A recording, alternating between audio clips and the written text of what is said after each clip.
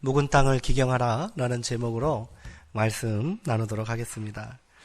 무엇이나 새 것이라는 말은 사람들을 설레게 하지 않습니까? 새 옷, 새 운동화 얼마나 좋습니까? 요즘 물건이 은해서 그렇지만 저는 참 개구져서 어렸을 때 한 달에 한 번씩 운동화를 사야만 했던 것 같아요. 왜 이렇게 오른쪽 운동화 엄지발가락 쪽 이렇게 구멍이 나는지 참 그래서 많이 혼나기도 했었는데 항상 새 것을 받는다는 건 그것은 기분 좋은 일입니다.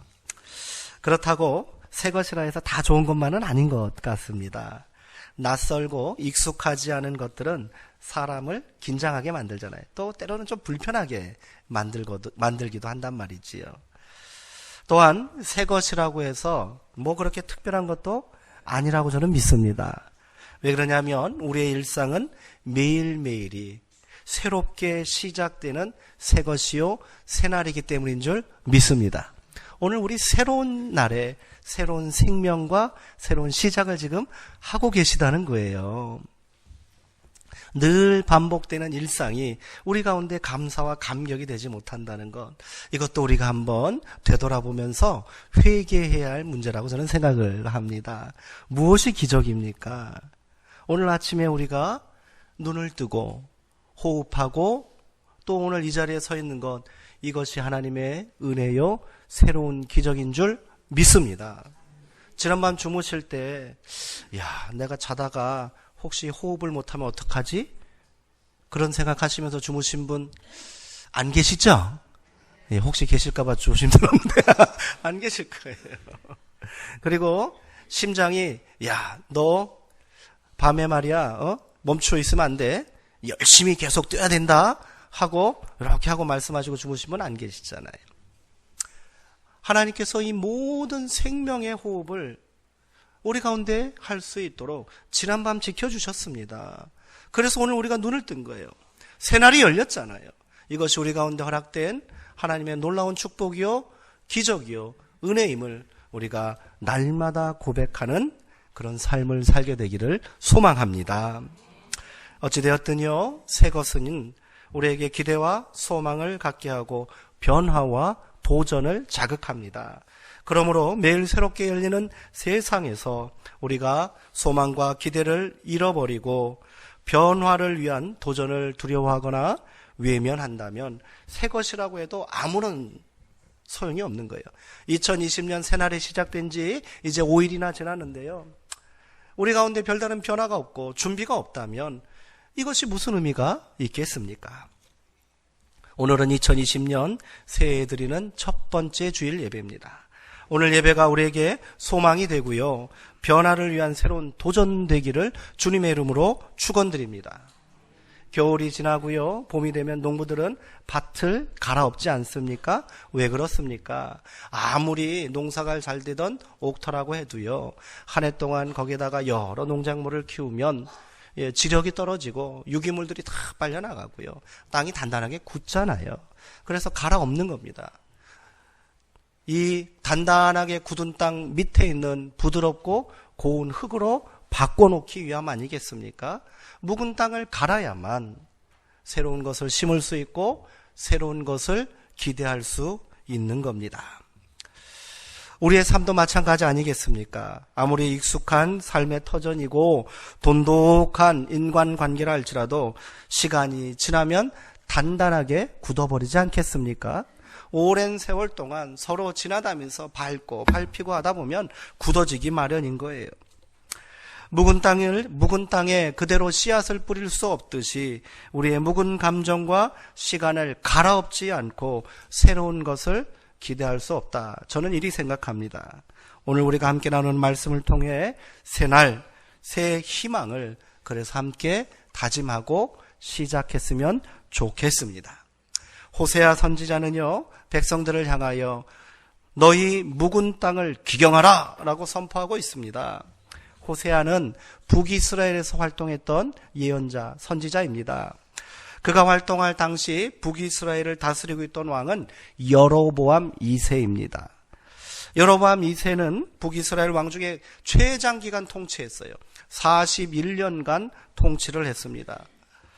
그리고 왕국의 최대 번영기를 이끈 왕이었습니다. 그는 요동치는 국제정세 속에서도 잃어버린 영토를 회복하여 이스라엘의 옛 영광을 재현하였고요. 활발한 대무역을 통하여 나라는 더욱더 부강해지고 풍요로워졌습니다. 그러나 지배층의 죄악과 부패의 향락은 극에 달하 있었어요. 사회 전반에 걸친 종교적이고 도덕적인 타락 동안 극심했습니다. 호세아가 결혼한 여인이 있지요? 고멜이라는 여인입니다. 근데 성경은 고멜을 어떻게 소개하고 있어요? 음란한 여인이랍니다. 하나님께서 호세에게 명령하셨어요. 호세아야, 너는 이제 장가를 좀 가야겠다. 그런데 너는 음란한 여인 고멜을 찾아가서 그를 아내로 맞아. 이렇게 말하는 거예요. 야, 그 예언자 노릇도 못할 노릇이에요. 이왕 하나님께서 좋은 짝을 점지해 주시려면 참하고 순결하고 지혜로운 여인을 주셔야지. 세상 사람들이 다 아는 음란한 여인과 결혼하라고 말씀하셨어요. 제가 예전에 하나님, 저는 선지자 같은 삶을 살겠습니다. 젊은 시절 제가 신학을 처음 공부하면서 그런 생각을 했는데, 이 호세아를 공부하다가 제가 고민 많이 했습니다. 결혼하기 전이었는데. 아무튼 이 음란한 여인과 결혼하라고 말씀하시는 건 뭐예요? 이 비극적인 예언자의 가정 생활을 통하여 이스라엘 백성들과 하나님 사이가 얼마나 비극적인 상태에 있고 음란한 가운데 있는가를 깨달으라고 하시는 거예요. 음란한 여인 고멜, 그녀는 바로 이스라엘 사람들의 영적인 상태이고 그들의 삶의 모습을 그대로 보여주는 그런 여인이었던 겁니다. 북방의 신흥 제국인 아수르는 계속해서 세력을 확정하고 있는데도 이들은 안일하게 장래를 낙관하고 다가올 재난을 대비하지 못했습니다. 호세아는 깨닫지 못하고 있는 백성들을 향하여 하나님의 최후 통첩과 같은 말씀, 그 진노를 선포하고 있습니다. 호세아 10장에는요, 특별히 우상 숭배에 찌들어 있는 이스라엘 백성들의 영적인 타락을 고발합니다. 백성들의 풍요와 번영이 하나님의 축복이 아니라 자신들이 섬기고 있는 가나안의 탐욕의 신, 물질의 신, 그것들 때문에 우리가 잘 살고 있다라고 생각을 하는 거예요. 그 결과 백성들이 부유하고 풍요로워질수록 바알 신의 제단은 더욱더 높아졌고 번영할수록 곳곳에 아세라 신상이 더 늘어나고 있었습니다. 백성들의 범죄에 하나님은 분노하셨어요. 이들이 두 마음을 품고 있다. 두 마음을 품고 있다. 이스라엘의 만연한 우상 숭배가 더 가증스러운 이유는 이들이 하나님께 제사는 드리면서도, 하나님께 예배는 드리면서도 여전히 우리는 하나님을 섬깁니다 말하면서도 한편으로 어떻게 했다는 거예요? 우상 숭배에 열광하고 있었다는 거예요. 그래서 성경은 이스라엘 백성들의 이 우상 숭배를 음행이라고 말하는 거예요. 그러니까 고멜과 같은 짓을 이스라엘 전체가 하고 있다고 하나님은 진노하고 계시는 거예요. 이들의 예배는 형식적인 예배가 될 수밖에 없지 않습니까? 두 마음을 품고 있으니 진실한 예배를 드리니 만무합니다. 지도자들과 백성들은 하나님의 계속되는 경고와 진노의 채찍도 깨닫지 못하고 회개하지 못합니다. 이는 필경 돌이킬 수 없는 심판과 파멸의 길로 달려가는 꼴입니다. 호세아는 이러한 어리석은 백성들을 향하여, 자기 형제와 동포들을 향하여 하나님의 진노와 하나님의 기다림을 선포하고 있는 거예요. 너희 묵은 땅을 기경하라. 지금이 바로 여호와를 찾을 때니 너희가 회개하고 돌이키면 하나님께서 공의를 비처럼 내려주실 것이다. 아멘. 더 이상 악을 밭갈고 죄를 거두는 어리석은 짓을 그만두라고 말하고 있습니다. 새롭게 시작하라고 말합니다. 너희가 회개하지 아니하면 이스라엘 왕이 새벽에 반드시 망하리라 말씀하고 계십니다. 새벽은 새날을 시작하는 날이잖아요. 지금 묵은 땅을 기경하지 않으면 새날은 기대할 수 없다는 말 아니겠습니까? 지금이라도 늦지 않았으니 바로 지금이 여호와를 찾을 때라고 호소하고 있습니다. 우리 예수님도요, 비슷한 말씀을 하셨어요. 새술은 어디에 담아야 된대요? 새술은 새 부대에 담아야 된대요. 예전에는 이런 용기나 그릇이 없잖아요. 가죽 부대에다가 포도주를 담아서 보관했나 봐요. 그런데 그것이 세월이 오래되면 어떻게 되겠습니까? 낡고 해지겠지요. 가죽 부대를 기어놓은 그런 바느질이 벌어질 거예요. 귀한 새술을 헐고 낡을 대로 낡아 있는 낡은 부대에다 부면은 터져버리면 어떡합니까? 그러기에 새술이 준비되었다면 새 부대도 함께 준비해야 한다. 이렇게 말하는 거예요. 귀한 것을 헌 곳에 그냥 남아서 그것을 다 버리게 되는 어리석은 짓을 하지 말라는 경고입니다. 묵은 땅에 새 것을 심을 수 없듯이요, 낡은 부대에 귀한 새 포도주를 담을 수는 없는 것입니다. 낡은 관습과 오래된 고정관념, 삶의 태도가 변하고 바뀌어야 한다는 거예요. 존재 자체의 변화를 예수님께서는 명령하고 계시는 거예요. 그렇지 않으면 새 시대, 새 역사에 동참할 수 없다는 것이지요. 새날을 꿈꾸고 소망하며 나아가는 새 첫 예배에 오늘 수정동교회 성도 모두가 묵은 땅을 기경하고 새 부대를 준비하는 지혜로운 자들 되기를 주님의 이름으로 축원드립니다. 그렇다면 우리는 어떻게 묵은 땅을 기경해야 할까요? 첫째로 관계의 회복이 있어야 합니다. 호세아는 묵은 땅을 기경하는 것은 공의를 심고 인애를 거두는 것이라고 말하고 있습니다. 공의란 뭘까요? 공의는 완전히 의로우신 하나님의 성품이 드러나는 것입니다. 그것은 하나님과의 관계가 바르게 세워져 있는 상태에서 실현되는 은혜요 축복이 바로 공의인 거예요. 이러한 하나님과의 관계 맺음을 통하여 우리가 다른 사람들과 의롭고 진실한 관계를 맺으며 살아가는 것이 바로 성경에서 말하는 공의입니다. 이처럼 하나님의 공의는요, 작은 공동체나 우리 개인과는 무관한 거대 담론이 아니에요. 정치하는 사람들만 말하는 것이 아니고 국가 차원에서 말하는 것만이 공의가 아니라는 겁니다. 한 사람 한 사람의 작은 실천과 결단이 이 땅에 공의를 세우듯이 우리도 그리해야 한다는 거지요. 이렇게 공의로 묵은 땅을 갈아엎어야 인애를 거둘 수 있답니다. 인애는 뭡니까? 사랑과 은총의 열매입니다. 이제 지난 세월 우리 가운데 있는 오래된 상처와 묵은 감정들을 갈아엎읍시다. 하나님의 공의는 어떻게 실현되는 거예요? 하나님의 공의는 용서의 사건입니다. 묵은 땅을 기경하는 것은 하나님의 공의를 심는 것이라고 했습니다.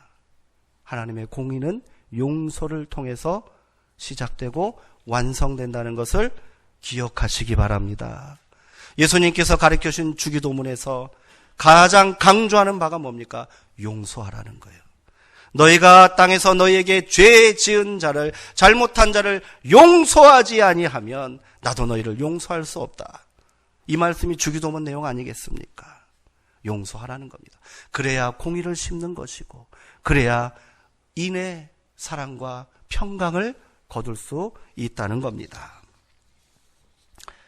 이 자리를 통해 제가 먼저 저의 묵은 땅을 갈아엎는 고백을 하겠습니다. 용서해 주시기 바랍니다. 진심을 담아 하나님께 결단하고 드리는 말씀입니다. 저로 인해 상처받은 분들께 사과드립니다. 그리고 나에게 상처를 주었다고 내 안에서 미움과 증오를 키웠던 그 모든 사람들을 용서합니다. 저 또한 어쩔 수 없는 인간인지라 묵은 땅과 같은 사람입니다. 알량한 목회 경험을 자랑하며 그것을 고집할 때도 있었습니다. 오랜 세월 동안 굳어진 나의 성품이면 이 정도 관계 잘 맺고 살아왔다라고 생각하며 살았습니다. 타인을 충분히 배려하고 공감하고 이해하고 있다고 착각했습니다. 그러나 저는 묵은 땅이었습니다. 다시 갈아엎어야겠습니다. 그리고 그곳에 하나님의 공의, 용서의 역사를 심으려고 합니다. 성도님들도 그렇게 해주시기를 간절히 호소합니다. 더 가깝다고 생각되고요, 누구보다도 나를 잘 이해해 줄 것이라고 생각하는 그 사람과의 관계부터 갈아엎으시기 바랍니다. 오랫동안 외면했던 관계가 있으면 내가 먼저 내 마음밭을 갈아엎으십시오. 오랜 시간 상처로 오해로 인해 외면했던 그 사람들과 함께 먼저 공의를 갈고 인애를 거두시기를 주님의 이름으로 축원드립니다. 그래야 우리 가운데 하나님의 역사가 나타나는 거예요. 그래야 새날을 시작할 수 있고 우리가 함께 소망을 꿈꾸며 나아갈 수 있는 것 아니겠습니까? 둘째로 우리 안에 있는 오래된 고정관념과 편견 그리고 습관과 관습들을 버려야 할 줄 믿습니다. 그래야 새 것을 담을 수 있지요. 내 안에 있는 부대가 낡은 것이라면 과감히 집어 던집시다. 그리고 새 것을 준비하는 열심을 가집시다. 그래야 예수님께서 말씀하신 대로 우리 안에 새 포도주가 담길 수 있는 줄 믿습니다. 포도주는 내가 준비하는 게 아니잖아요. 예수님께서 준비하신 거예요. 은혜와 축복의 새 포도주는 예수님께서 우리 가운데 부어주시는 거예요. 우리는 그것을 담을 그릇, 새로운 가족 부대를 준비하면 된다는 겁니다. 70년에 이르는 세월 동안 하나님께서 우리 수정동 교회에 많은 것을 채워주신 줄 믿습니다. 앞서간 신앙의 선배들이 새날에 어울리는 새 부대를 준비했기에 오늘에 이른 줄 믿습니다. 그런데 오늘 우리는 어떠합니까? 머뭇머뭇하고 또 주저하며 새로운 은혜와 축복을 마음껏 누리지 못하고 있지는 않습니까? 안타까운 거예요. 개개인의 신앙도 마찬가지입니다. 오랫동안 신앙의 연륜과 믿음 생활을 통하여 얼마나 많은 은혜를 채워오셨습니까?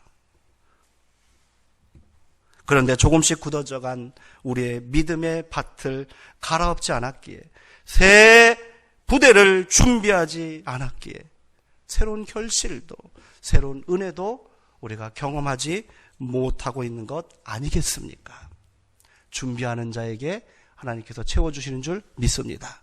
새롭게 마음을 변화시키고 새롭게 결단하는 인생들에게 하나님께서 인애의 역사를, 은혜의 단비를 부어주시는 줄 믿으시기 바랍니다. 목사에게 가장 힘든 말, 그리고 기운 빠지게 하는 말이 어떤 것이 있을까요? 성도님들이 이렇게 말할 때입니다. 목사님, 우리 교회는 안 됩니다. 이전에 다 해봤습니다. 그거 말고 뭐 새로운 것 없습니까? 하늘 아래 새 것이 없는 줄 믿으시기 바랍니다. 이게 우리 가운데 있는 고정관념이에요. 편견이에요. 부정적인 생각들입니다. 새날을 시작하며 우리 수정동교회가 새롭게 변화되기를 소망합니다.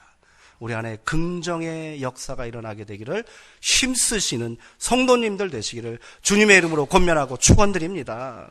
부정적인 생각과 부정적인 입술을 거두시기 바랍니다. 비판하는 입술과 판단하는 입술을 우리가 거두셔야 합니다. 격려하고 칭찬하고 축복하고 긍정함으로 새로운 역사를 담는 귀한 그릇이 되기를 주님의 이름으로 축원드립니다. 성도님들이 힘이 되어 주셔야 합니다. 지난 세월 상처와 실패로 인해 굳어져 있는 우리의 땅을, 내 안에 있는 땅을 먼저 쟁기를 들고 갈아엎어 주시기를 바랍니다. 날마다 새로운 마음으로 새로운 부대를 준비하셔서 주님이 주시는 은혜와 축복을 온전히 누리시는 자녀들 되기를 소망합니다. 한 사람이 내딛는 10걸음보다 10사람이 함께 어깨 걸고 내딛는 한 걸음이 더 의미 있고 귀한 줄 믿습니다. 혼자 10발자국 달려가 봐야 우리 안에 아무런 역사가 일어나지 않습니다.